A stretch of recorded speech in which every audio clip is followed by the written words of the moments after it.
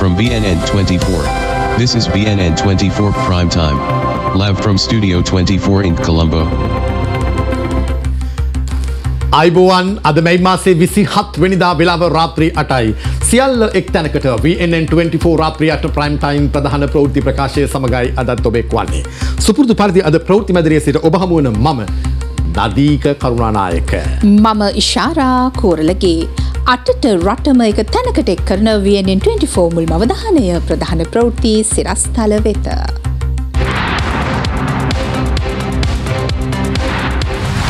විමල් වීරවංශගේ බිරිඳට වසර 2ක සිරදඬුවමක්.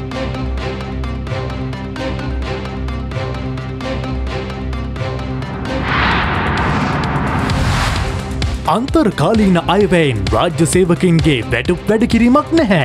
අගමැතිගෙන් ප්‍රකාශයක්. ජනමත විචාරණයකට නොගොස් 21ට සංශෝධන ගෙනීමට පක්ෂ නායකින් අතර එකඟතාවක්.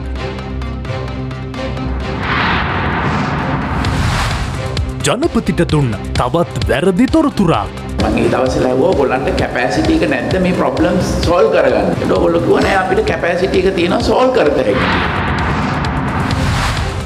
ආහාර අර්බුදයක් ඇතිවන බව මහාචාර්ය කමිටුවකින් අනතුරු ඇඟවීමක්.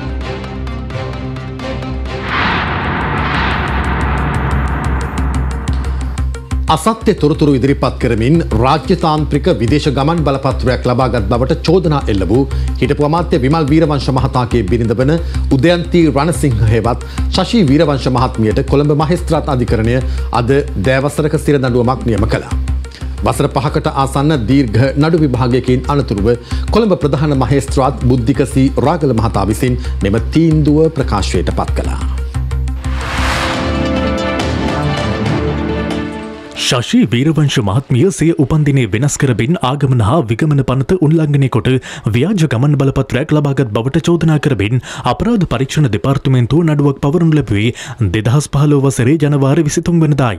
වසර 7කට ආසන්න කාලයක් විභාගයට ගැන්වූ මෙම නඩුවේ තීන්දුව අද ප්‍රකාශයට පත් කළ කොළඹ ප්‍රධාන මහේස්ත්‍රාත් බුද්ධික සී රාගල මහතා විත්තිකාරණයට එල්ල වී තිබෙන චෝදනා සාධාරණ සැකයකින් තොරව ඔප්පු වී තිබෙන බවත් ඒ අනුව ඇය අදාළ චෝදනාවට වර්ධකාරී කරන බවත් තීන්දුව කළා.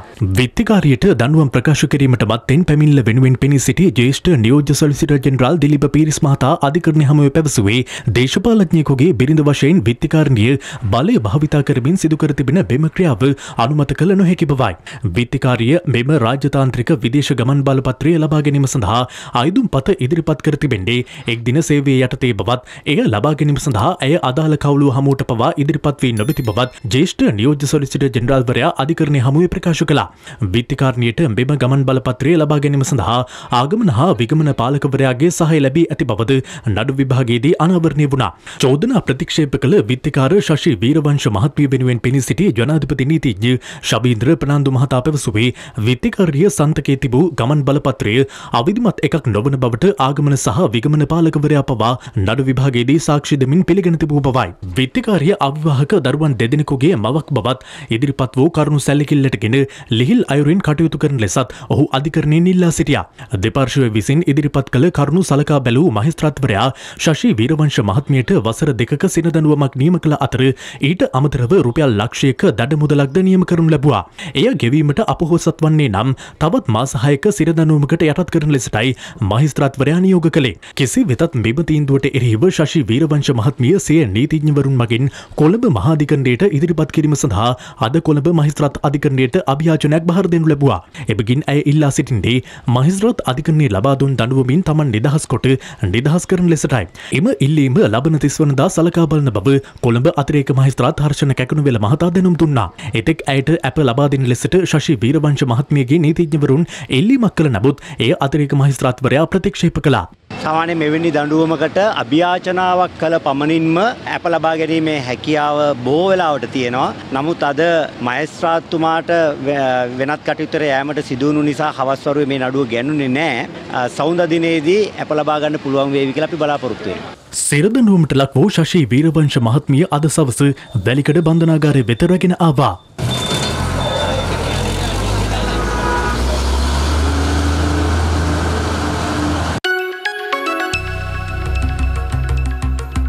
ඉදිරියේදී ඉදිරිපත් වන අතුරු අයවැය මගින් රාජ්‍යාංශයේ වැටුප් වැඩි කිරීමක් සිදු කිරීමට අග්‍රාමාත්‍යවරයා තීරණයක් ගෙන නොමැති බව අග්‍රාමාත්‍ය මාධ්‍ය අංශය පවසනවා.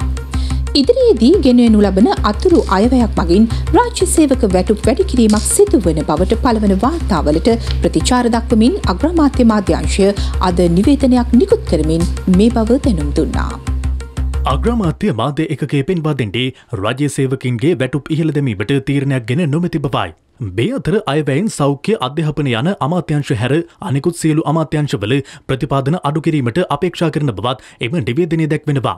එමෙන්ම මැයි 9 වනදා සිට 24 වනදා දක්වා ශ්‍රී ලංකා මහ බැංකු අධිපතිවරයා සහ ආර්ථික කණ්ඩායම සමග පැවති සාකච්ඡාව පිළිබඳ ජාත්‍යන්තර මූල්‍ය අරමුදල නිවේදනයක් නිකුත් කරනවා. එහි දැක්වෙන්නේ ශ්‍රී ලංකාවේ රාජ්‍ය ණය තිරසර නොවන ලෙස තක්සේරු කර ඇති බැවින් ණය නිකුත් කිරීමට රාජ්‍ය ණය තිරසාර භාවය ප්‍රතිස්ථාපනය කරන බවට ප්‍රමාණවත් සහතිකයක් අවශ්‍ය බවයි. එමෙන්ම තම ප්‍රතිපත්තිවලට අනුකූලව ශ්‍රී ලංකාවට සහාය වීමට බලාපොරොත්තු වන බවයි ජාත්‍යන්තර මූල්‍ය අරමුදල පවසන්නේ. මේ අතර ශ්‍රී ලංකාව මුහුණ පා ඇති මෙම තත්ත්වයේදී සහාය දීමට ඉන්දියාව සහ ජපානය එක්ව කටයුතු කරන බව ජපාන් රජය නිවේදනයක් නිකුත් කරනවා. පසුගියදා ඉන්දියා අග්‍රාමාත්‍ය නරේන්ද්‍ර මෝදි සහ ජපාන අග්‍රාමාත්‍ය ෆුමියෝ කිෂිඩා අතර ටෝකියෝ නුවර පැවති සාකච්ඡාවකදී මෙම එකඟතාවයට පැමිණ ඇති බව සඳහන්. එමෙන්ම ඊයේ චෙන්නයි නුවර පැවති උත්සවයකදී අග්‍රාමාත්‍ය නරේන්ද්‍ර මෝදි මහතා පැවසුවේ සමීප මිතුරෙකු ලෙස ශ්‍රී ලංකාවට අත්‍යවශ්‍ය ද්‍රව්‍ය ලබා දීමට තම රජය කටයුතු කර ඇති බවයි. ශ්‍රී ලංකාව දුෂ්කර කාලයක් පසු කරමින් ඉන්නවා. සමීප මිතුරෙක් වගේම අසල්වැසියෙක් ලෙස ශ්‍රී ලංකාවට මූල්‍ය ආධාර වගේම ආහාර ඖෂධ සහ අනිකුත් ද්‍රව්‍ය සැපීමට අපි කටයුතු කරනවා. ලංකාවට ආධාර දෙන ජාත්‍යන්තර වේදිකාවේ බව අපි හඬ නැගුවා.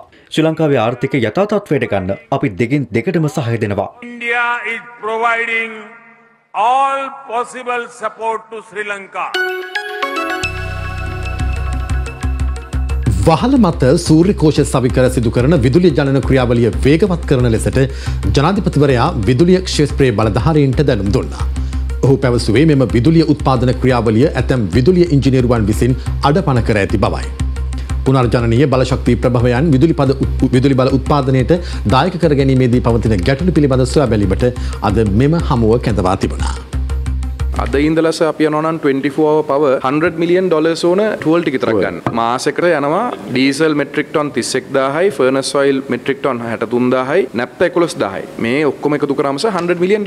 ඒ $100 million දෙන්න කොහොමඩත්ම නෑ. ඩොලර්ස්ුත් නෑ අපිට සෙන්ට්‍රල් බැංක් එකේ, රුපියල් නෑ ඒ ඩොලර්ස් ටික ගන්න CEB එකේ. මෙගාවොට් 2000ක් පහුගිය වසර 6 ඇතුළත හදලා තිබ්බනම් අවුරුද්දකට මෙගාවොට් 400ක් ඒක අමාරු ඉලක්කයක් නෙමෙයි. ඒක හදලා තිබ්බනම් අපිට අද සේව් කරන්න තිබ්බා බිලියන් 320ක් එක අවුරුද්දකට.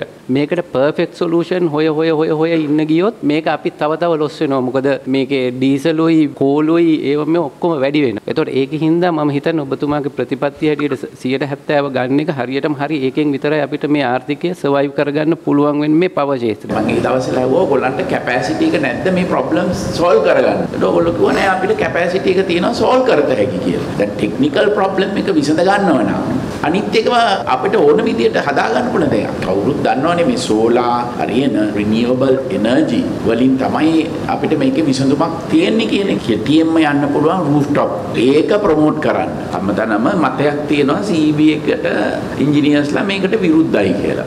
ඉතින් මේක නැති කරගන්න ඔයගොල්ලෝ එතන ආයෝගයෙන් ඇතුව මේක ඉක්මන් කරලා කරන්න. අපි අරමුණ දීලා තියෙනවා 70%ක් රිනියුවබල් එනර්ජි by 2030 කියලා. ඒක තමයි ජාත්‍යන්තර ට්‍රෙන්ඩ් එක. එතකොට අනිත් එක අපිට හැම පැත්තෙම වාසිදායක වෙන්නේ ඒක. එතකොට අපිට යුරෝපයේ නැති සුළං බලය මේ සූර්ය ශක්තිය තියෙද්දි ඒක තියාගෙන ෆ්‍රී රිසෝස් එකක් තියාගෙන අපි හරිනම් මේක මේ ගොඩක්ම මේ ඉන්සෙන්ටිවයිස් කරන්න ඕන මේක කරන්න. නමුත් අපිට පේන්නේ මේක ඉන්සෙන්ටිවයිස් වෙනවට වැඩිය ඒකට බාධක වැඩි. මේ ග්‍රිඩ් එකේ ඩෙවලොප්මන්ට්ස් මුකුත් කරන්නේ නැතුව සෝලාර්, වින්ඩ් ඔක්කොම රිනියුවබල් එනර්ජි තව මෙගාවොට් 700ක් විතර මේ තියෙන ග්‍රිඩ් එකට මේ විදිහට ගන්න පුළුවන්. තව පොඩි ඒ කියන්නේ සමහර ට්‍රාන්ස්ෆෝමර් එකේ තියෙන කැපැසිටි එක වැඩි කරලා ඒ වගේ තව පොඩි වේදන් ටිකක් කරලා අපිට තව මෙගාවොට් 300ක් ගන්න පුළුවන්. එතකොට ඔක්කොම ගත්තොත් එහෙම තව 2025 වෙනකොට කොහොමද මෙගාවොට් 1000ක් ගන්න පුළුවන් සිස්ටම් එකකට කිසිම ප්‍රශ්නයක් නැතුව අපිට. ජනමත විචාරණයකට නොගොස් 21 වෙනි සංශෝධනය ගෙන ඒමට පක්ෂ නායකයින් එකඟතාවය පළ කළ බව ශ්‍රී ලංකා නිදහස් පක්ෂයේ මහලේකම් දයසිරි ජයසේකර මහතා පවසනවා. අග්‍රාමාත්‍යවරයා සමග අද පැවති පක්ෂ නායක රැස්වීමේදී මෙම එකඟතාවයට පැමිණි බවයි ඔහු පවසන්නේ. අග්‍රාමාත්‍ය ලේකම් කාර්යාලයේ පැවතීම රැස්වීම අද සවස අවසන් වුණා. අගමැතිතුමත් සමග 19 වෙනි සංශෝධනයට සිදුවිය යුතු වෙනස්කම් පිළිබඳ ඉතාම ඵලදායී පැය දෙකකට ආසන්න කාලයක සාකච්ඡාවක් සිදු කළා. පක්ෂ වලින් සංශෝධන ගණනාවක්ම යෝජනා වෙලා තිබුණ නිසා ඒ සංශෝධන අනිකුත් පක්ෂ නායකයන්ට එවලා නැවත වතාවක් හමු වෙන්න බෝලට ලබන සතියේදී නැවත හමු වීමට අපි තීරණය කළා. දිට්ඨපුර ස්වභාවය සම්බන්ධයෙන් අද සාකච්ඡාවක් නෑ. ඒ පිළිබඳ කිසිම ප්‍රශ්නයක් මතුවුනේ නෑ. ඒ වෙනුවට යෝජනා වුණේ ඒ දිවිතුපුරයෙන් කරන සීමාව පාර්ලිමේන්තු මන්ත්‍රීවරුන්ට පමණක් නොවේ රජයේ ඉහළ නිලධාරීන්ටත් ඒ සීමාව ගෙනා යුතුයි කියන එක. ඉදිරිපත් කරා 21 වෙනි සංශෝධනය ජනතාව බලාපොරොත්තු වුණේ 19+1ක්. විධායක ජනාධිපති ක්‍රමේ අහෝසි කිරීම ප්‍රධාන කාරණයක් වුණා. උත අද ඉදිරිපත් කරලා තිබ්බේ 19-1ක්.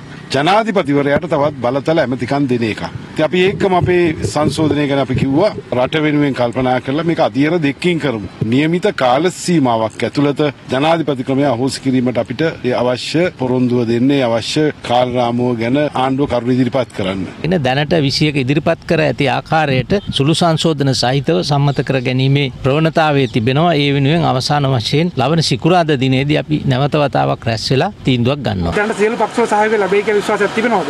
ලැබෙනවා කියලා ලොකු විශ්වාසයක් තියෙනවා. මොකද සියලුම පක්ෂවල මහජන නියෝජිතයින් මේ වන විට වෙනදට වැඩිය මහජනතාවගේ අවශ්‍යතාවයන් පිළිබඳව හැඟුම් පිළිබඳව සංවේදී වෙලා ඉන්න වෙලාවක්. අගමැතිතුමා මේ වගේ මේ අවස්ථාවේ මොන වගේ මතයකද ඉන්නේ අගමැතිතුමා? අපි ඔක්කොම එකම තියෙන්නේ මේ වෙලාවේදී. ඔව්. මේ අතර යෝජිත 21 වන ආණ්ඩු ක්‍රම ව්‍යවස්ථා සංශෝධනය තුළින් වත්මන් අග්‍රාමාත්‍යවරයාට වැඩි බලතලයක් ලබා දීමට උත්සාහ දරන බවට ජනතා විමුක්ති පෙරමුණ චෝදනා කරනවා. එම පක්ෂයේ නායක ආණ්ඩු කුමාර දිසානායක මහතා අද පැවති ප්‍රවෘත්ති සාකච්ඡාවකදී පැවසුවේ දැනට පවතින පාර්ලිමේන්තුවේ කාලය සීමා කොට නව පාර්ලිමේන්තුව පත් කර ගැනීමට ජනතාවට අවස්ථාව ලබා දිය යුතු බවයි.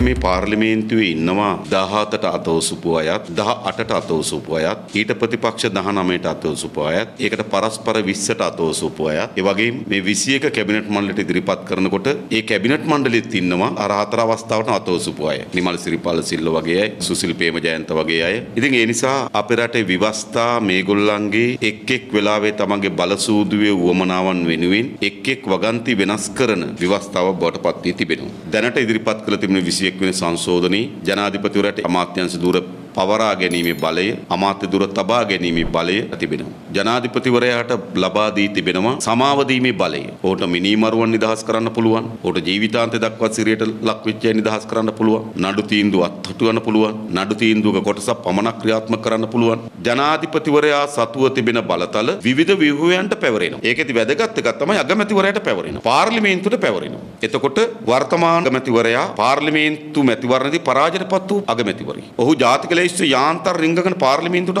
ආපු අගමැතිව. දැන් මොකද වෙන්නේ? මේ ආණ්ඩු ක්‍රම ව්‍යවස්ථා සංශෝධනය හරහා එම අගමැතිවරයාට විශේෂ බලතල ලැබෙනවා. දැන් අපි හිතනවා ප්‍රජාතන්ත්‍රවාදී පැත්තෙන් බැලුවොත් මෙවැනි විශේෂ බලතල සයිල අග්‍රාමාත්‍ය තනතුරක් දැරීමට රනිල් වික්‍රමසිංහට සුදුසුකම් නැහැ. එනිසා අපගේ යෝජනාව වන්නේ මේ ආණ්ඩු ක්‍රම ව්‍යවස්ථාවේ සංශෝධනයට ඇතුළත් විය යුතුයි. මේ තිබෙන පාර්ලිමේන්තුවේ කාලය සීමා කරන්න. අගෝස්තු මාසෙ වෙනකොට මේ පාර්ලිමේන්තුවට අවුරුදු 2යි. අපි කියනවා අවුරුදු 2ක් අවුරුදු 3ක් අතර කාලයකට මේ පාර්ලිමේන්තුවේ නිල කාලය සීමා කළ යුතුයි. ඊට පසුව ජනතාවට අවස්ථාවක් ලැබෙන මේ නව පාර්ලිමේන්තු මැතිවරණයක් කරා පාර්ලිමේන්තුවක් සහ අග්‍රාමාත්‍යවරයෙක් තෝරාපත් කරගන්න. අනේම අග්‍රාමාත්‍යවරයාට සහ එම පාර්ලිමේන්තුව තමයි මෙම 21 වෙනි සංශෝධනයෙන් පැවරෙන බලතල ලැබිය යුතු වන්නේ. ඔබ නැවතත් VNN24 සමගින්. ඔව්. සබ්කස්කන්ධ තෙල් පිරිපහදුව අඛණ්ඩව පවත්වාගෙන යන ලෙසට රජයට බල කරමින් අද එහි සේවකයින් තෙල් පිරිපහදුව ඉදිරිපිට විරෝධතාවයක නිරත වුණා. මුහුදේ නැංගුරම්ලා ඇති එක නැවකින් ඉන්ධන ගොඩබෑම් රජය ආරම්භ කර ඇති නමුත් පිරිපහදුව අඛණ්ඩව පවත්වාගෙන යාමට එය ප්‍රමාණවත් සහතිකයක් නොවන බවටයි ඔවුන් චෝදනා නැගුවේ. සපුගස්කන්ධ තෙල් පිරිපහදුව සුරකීමේ ජාතික ව්‍යාපාරිය විසින් අද සිවන දිනටත් තෙල් පිරිපහදුව ඉදිරිපිට විරෝධතාවයක නිරත වුණා.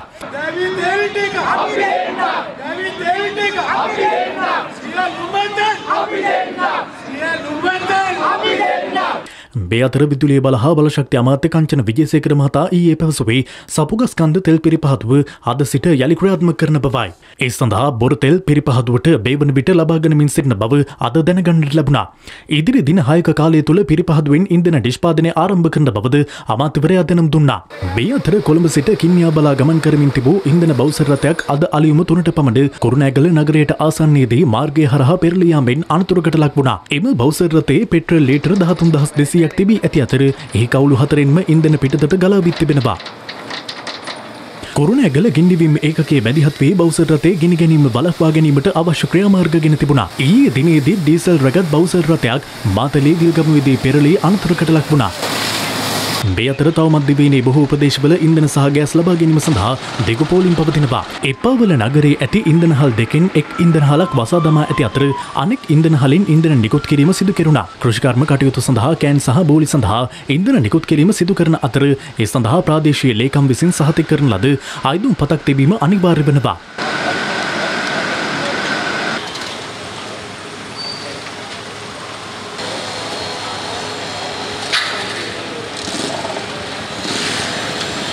මේ අතර අනුරාධපුර ප්‍රදේශයේ ඉන්ධනහල් වල වෙනදා තරම් අද පෝලිම් දක්නට ලැබුණේ නැහැ. පෝලිම අඩුයි ඉතින් අද දවසට විතරයි නේ. අද මොකක් අඩුනේ? අද පොඩ්ඩක් අඩුයි. විසු තෙල් ගහන සල්ලිත් දෙපයි. බදුල්ල ප්‍රදේශයේ ඇතැම් ඉන්ධනහල් ඉන්ධන නොමැතිකමින් වසා දමා තිබූ අතර විවෘත කර තිබූ ඉන්ධනහල් ඉදිරිපිට ජනතාව පෝලිම් වල රැඳී සිටිනු දක්නට ලැබුණා. මොකද වෙලා දෙන්නේ? තෙල් ඉවරයි. තෙල් ඉවරයි. දැන් ඉවරුනේ. ඩීසලුත් ආවේ නැහැ, පෙට්‍රලුත් ආවේ නැහැ. ඊයේ ඉඳලම නැද්ද? ඊයේ ඉඳලම නැහැ.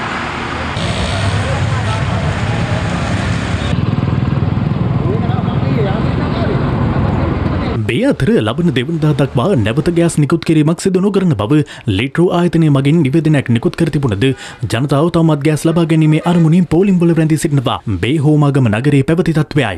කවදා හරියනකම් ඉන්නවා අපි. ඕ එට හරියනකම් බලාගෙන ඉන්නවා.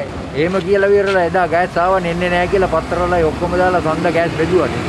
ඒ විශ්වාසය තියාගෙන තමයි අපිත් ඉන්නේ. හැටන් නගරේ ජනතාවද අද ගෑස් ලබා ගැනීම වෙනුවෙන් විරෝධතාවයකින් නිරත වුණා. ඔවුන් පැවසුවේ ගෑස් නිකුත් කිරීම සඳහා නිසි ක්‍රමවේදයක් සකස් කරන ලෙසයි. සාමාන්‍ය එක මිනිස්සෙක් ගෑස් 25ක් 15ක් ගන්නවා. එහෙම නැතුව එක පවුලකට එකක් වගේ මේක ග්‍රාම සේවක හරහා ඒගොල්ලන්ගේ මේ ඡන්ද ලයිස්තු අනුව හැම එක්කෙනාටම ලැබෙන්න සලසන්න කියලා තමයි අපි ඉල්ලන්නේ. මාසයක් මම බලාගෙන ඉන්නවා. මට තාමත් ගෑස් හම්බුන්නේ නැහැ. මේක වෙලා එක එක කට්ටිය 10ක් 15ක් එහෙම ගන්නවා. ලාම් තුලත් හම්බෙන්නේ නැහැ, ගෑසුකුත් හම්බෙන්නේ නැහැ.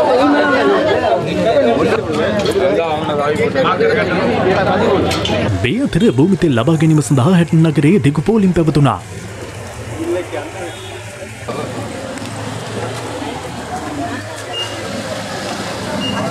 උදේ ඉඳලා ලීටර් එකමාරට මෙච්චර වෙලා ඉන්නවා. අතෙන් ඉඳලා. ලීටර් එකමාරක් දෙන්නේ. මේක එකමාර තියාගෙන අපි මොනව කරන්නද? බන්ධනාගාරගතව සිටින රංජන් රාමනායක මහතා අද මීගමුව දිසාධිකරණය වෙත රැගෙන ආවා. ඒ ඔහුට එරෙහිව හිටපු රාජ්‍ය අමාත්‍ය නිමල් ලංසා මහතා ගොනු කර ඇති නඩුවට පෙනී සිටීම සඳහායි. 2014 වසරේ බීගමුවේ පැවති එක්සත් ජාතික පක්ෂ ජනහමුවකදී රංජන් රාමනායක මහතා සිය කීර්ති නාමයට හානි ගෙන දෙන අන්දමට ප්‍රකාශයක් සිදු කළ බව පවසමින් හිටපු රාජ්‍ය අමාත්‍ය නිමල් ලංසා මහතා විසින් මෙම නඩුව ගොනු කර තිබුණා.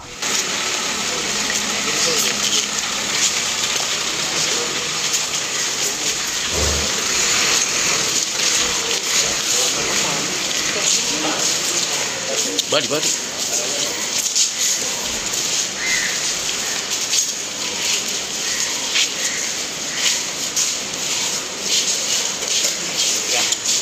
ඔහු ඒ වෙනුවෙන් රංජන් රාමනායක මහතාගෙන් ඉල්ලා සිටිවන්ති මුදල රුපියල් මිලියන 1000ක්.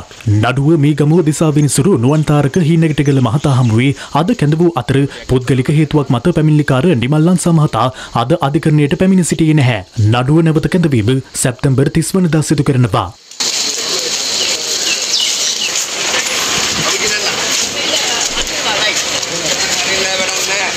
මාත්‍ය ඉන්නවනේ. අපි අරගලේ නවත්තන්නේ නැහැ. අපි නවත්තන්නේ අරගලේ. ටිකටම ගෙනියන්න.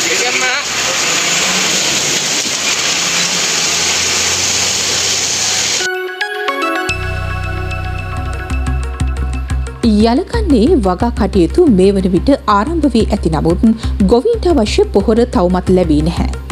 කෘෂි විශ්ලේෂකයින් පවසන්නේ පොහොර නිකුත් කිරීම තවදුරටත් ප්‍රමාද වුවහොත් ඉදිරියේදී දැඩි ආහාර අර්බුදයකට මුහුණ දීමේ අවධානමක් පවතින බවයි. මේ සම්බන්ධයෙන් වක්විය යුතු ක්‍රියාමාර්ග ඇතුළත් යෝජනාවලියක් විශ්වවිද්‍යාල විද්වත් මණ්ඩලයක් විසින් ජනාධිපතිවරයා වෙත ඉදිරිපත් කර තිබෙනවා. මෙවැනි පසුබිමක් තුළ පොහොර ලබා දීම සම්බන්ධයෙන් තවදුරටත් සාකච්ඡා පැවැත්වෙනවා. රට තුළ පවතින ආහාර හිඟය පිළිබඳව අග්‍රාමාත්‍යවරයා කෘෂිකර්ම ශේෂ්ත්‍රයේ නියෝජිතයින් සමග අද සාකච්ඡාවක නිරත වුණා.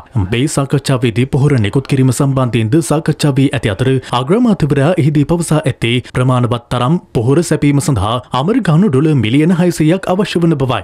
දැනට ඩොලර් මිලියන 198ක් තියෙනවා. කොච්චරද දුවන්නේ?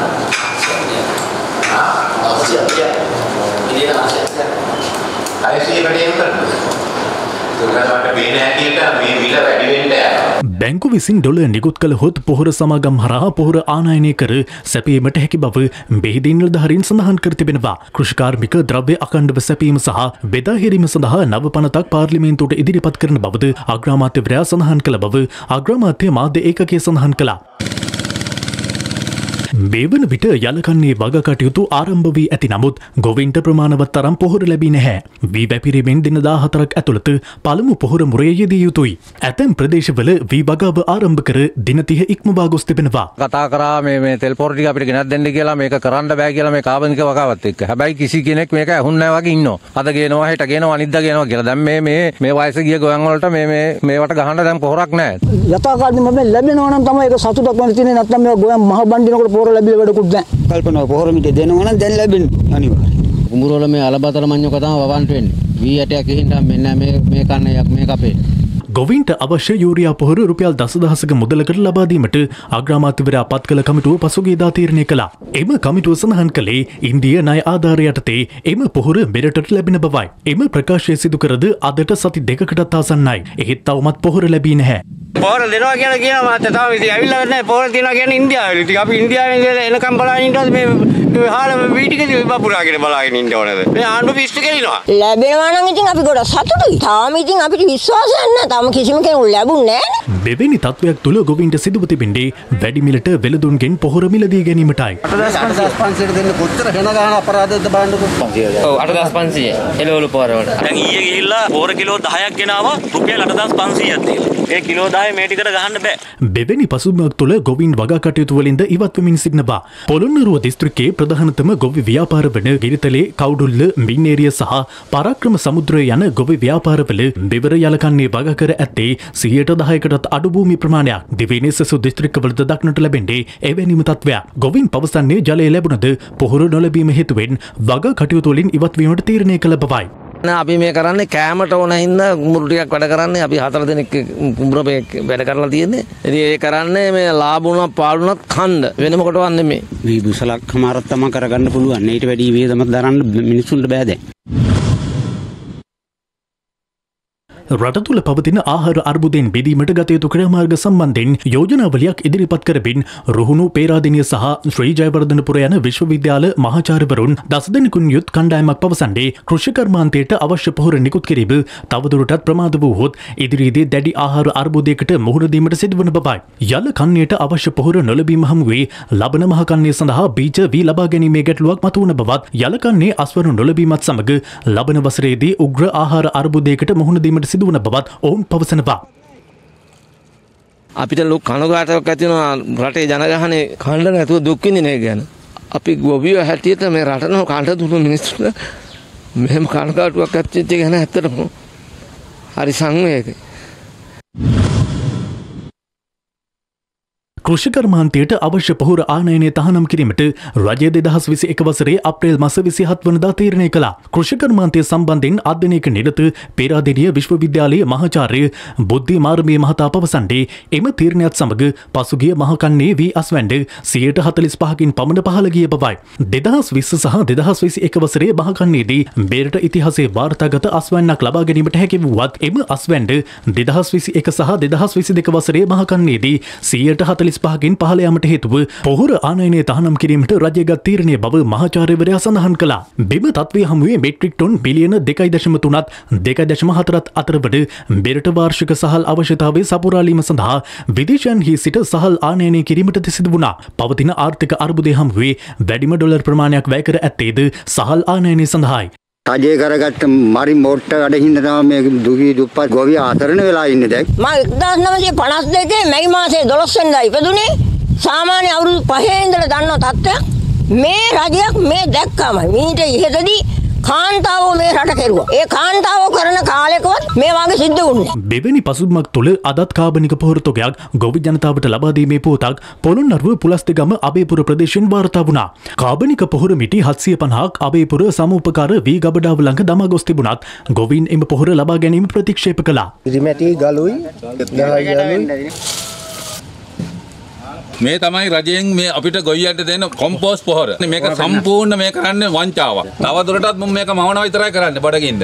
මොකද හාල් ටික ගෙනල්ලා මුන්ට කොමිස් එක සාක්කුවේ දා ගන්න පුළුවන්. පාලකයෝ මේ හැම එකම එහෙමයි. මුන්ට කොමිස් එක එනවා රටින් හාල් ටික ගෙනල්ලා කැඳ ටිකක් හරි දුන්නා. එතකොට මුන්ගේ ධන ළඟ නැමෙනවා. ඒ තන තමයි මේ රට ගෙනියන්නේ මුන්.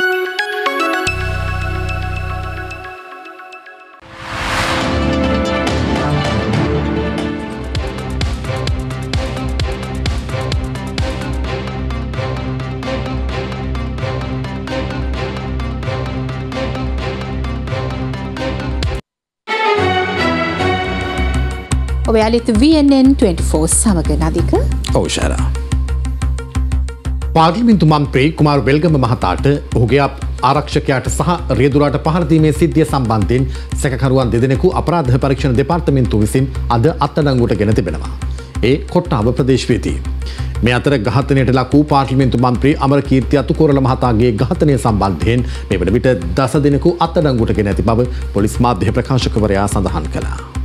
පසුගිය නවවනදා ගාලුමෝදර සාමකාමී අරගලයට පහරදීමට සමගාමීව දිවයින පුරා සිදු වූ ප්‍රචණ්ඩකාරී ක්‍රියාකරණද 854ක් බව පොලිස් මාධ්‍ය ඒකකය පවසනවා. එහි ප්‍රකාශක ජ්‍යෙෂ්ඨ පොලිස් අධිකාරී නීතිඥ නිහල් තල්දුව මහතා පවසන්නේ එම ප්‍රචණ්ඩකාරී ක්‍රියා සම්බන්ධයෙන් පුද්ගලයන් 2000ක් මේ වන විට අත්අඩංගුවට ගෙන ඇති බවයි. පාර්ලිමේන්තු මන්ත්‍රී කුමාර වෙල්ගම මහතාට පහර දීමේ සිද්ධිය සම්බන්ධයෙන් සැකකරුවන් දෙදෙනෙකු අත්අඩංගුවට ගෙන ඇති අතර මෙලෙස අත්අඩංගුවට ගෙන තිබෙන්නේ මාකුඹුර පන්නිපිටිය ප්‍රදේශයේ පදිංචි වයස අවුරුදු 37ක පුද්ගලෙක් හොරණ ප්‍රදේශයේ පදිංචි වයස අවුරුදු 30ක පුද්ගලයෙක්. ඉකුත් නවවනදා කොට්ටාව අධිවේගී මාර්ග පිවිසුම අසලදී කුමාර වෙල්ගම මහතාට පහර දී තිබූ අතර ඔහු ගමන්ගත් ජීප් රථයද ගිනි තබා තිබුණා. පසුගිය නවවන දින දිවයින පුරා සිදු ප්‍රචණ්ඩ ක්‍රියා සහ කලහකාරී ක්‍රියා සම්බන්ධව සිදුවීම් 854ක් සම්බන්ධයෙන් මේ වන විට වාර්තා වී තිබෙනවා ශ්‍රී ලංකා පොලිසියට. ඊයේ දිනය තුල කරු අධිකරණයට ඉදිරිපත් කරන ලද සැකකරුවන්ගෙන් 53 දෙනෙකුට අප ලැබී තිබුණා. රක්ෂිත බන්ධනාගාරගත කරනු ලැබුවා සැකකරුවන් 35 දෙනෙක්.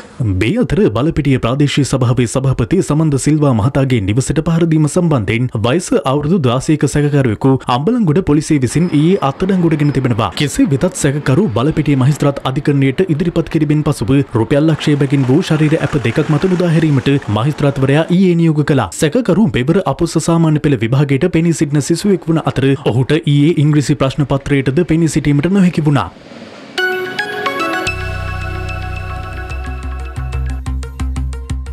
පරිසර වේදීන්ට පිරිනැමෙන නොබෙල් ත්‍යාගයේ ලෙස ලෝකයේ පිළිගැනීමට ලක්ව ඇති ලීනියන් පදක්කම මෙවර ශ්‍රී ලාංකික පර්යේෂකයෙකු සහ කතුවරයෙකු වන ආචාර්ය රොහාන් පෙතියාගොඩ මහතාට හිමිව තිබෙනවා.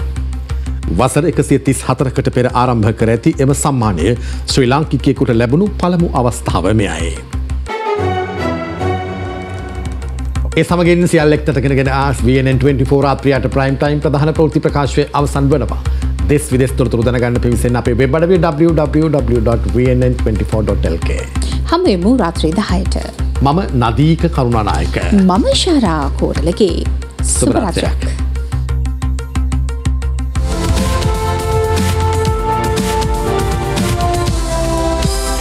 From VNN 24. This is VNN 24 Prime Time. Live from Studio 24 in Colombo.